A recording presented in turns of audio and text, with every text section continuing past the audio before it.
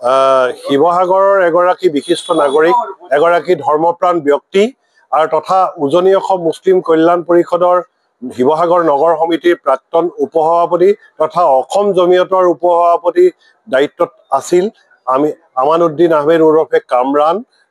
তেখেতক কামৰান নামেৰে সকলোৱে জানিছিল। তেখেত এগৰাকী পৰিবহণ নিগমৰ এগৰাকী ৰিচাৰ্চ অফিচাৰ আছিল।